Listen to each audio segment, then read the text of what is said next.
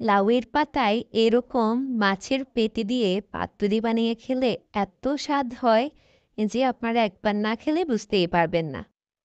যারা মাছ খেতে একদমই পছন্দ করেন না, আমি কথা দিচ্ছি তারাও মাছের প্রেমে পড়ে যাবেন। আসসালামু আলাইকুম এভরিওয়ান, আশা করি সবাই অনেক ভালো আছেন। আজকে আমি আপনাদেরকে মাছের পেটি দিয়ে লাউয়ের পাতায় মাছের পাতুরি বানিয়ে দেখাবো। আমি এখানে 4 পিস রুই মাছের পেটি নিয়ে নিয়েছি। এখন এগুলোকে কাঠির সাহায্যে ছোট ছোট পিস করে নেব।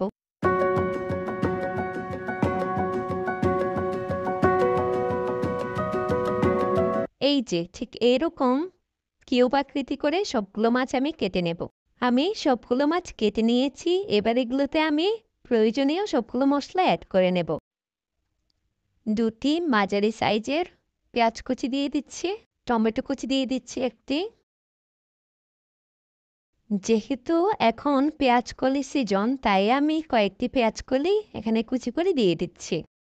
মাছের সাথে ধনিয়া পাতা তো দিতেই হবে, দিয়ে দিচ্ছি ধনিয়া পাতা কুচি। কয়েকটি কাঁচামরিচ ফালি করে দিয়ে দিচ্ছি। 1 চা চামচ পরিমাণ হলুদ গুঁড়ো দিয়ে দিচ্ছি।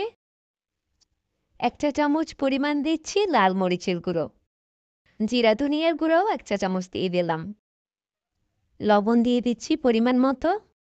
এবার আমি সবগুলো উপকরণ মাছের সাথে খুব ভালোভাবে হাত দিয়ে মিক্স করে নেব।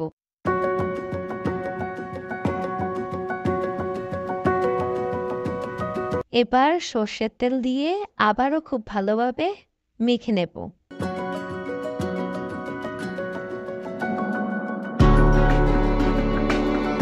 পাতুরি বানানোর জন্য আমার মাছ রেডি। দেখুন কতটা লোভনীয় হয়েছে। আমি 3টি বড় সাইজের লাউ পাতা খুব ভালোভাবে ধুয়ে নিয়েছি এবং এতেই আমি মাছের পাতুরিটি সেট করে নেব। প্রথমে একটি পাতা এটা ঠিক এভাবে করে এক পাশ করে বসিয়ে নেব।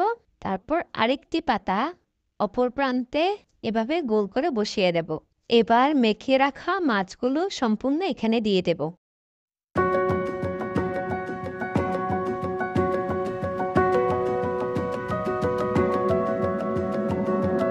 এবার চারপাশের বাড়তি যে পাতাগুলো আছে ঠিক এভাবে করে চেপে চেপে ভাঁজ করে দিতে হবে।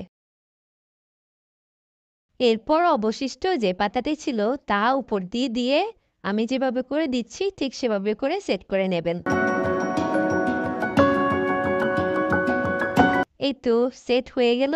এবার এটিকে আমি লো আছে চুলোয় 45 মিনিটসের মতো রেখে দেব এবং একবারও উল্টিয়ে দেখব না, কারণ উল্টানোর পর এটা যে গ্রানটা আছে সেটা নষ্ট হয়ে যাবে। ফিরে এলাম 45 মিনিটস পর। এটার পাতার কালার দেখে মনে হচ্ছে এটা হয়ে গিয়েছে। এখন এটিকে আমি নামিয়ে নেব।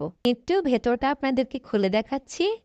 এই যে দেখুন কতটা সুন্দর হয়েছে। আর গ্রানটা এত সুন্দর যে ভিডিওতে হয়তো বোঝা যাবে না, আপনারা বানিয়ে খেলে ঠিক বুঝতে পারবেন। সর্ষের তেলের এবং ধনিয়া পাতার সবকিছু মিলে একটা অসাধারণ গন্ধ এটা থেকে বেরোচ্ছে। একবার হলেও বাসায় বানিয়ে খাবেন, এটা সত্যি অনেক মজার। আজ তাহলে এই পর্যন্তই। সবাই ভালো থাকবেন, সুস্থ থাকবেন। আল্লাহ হাফেজ।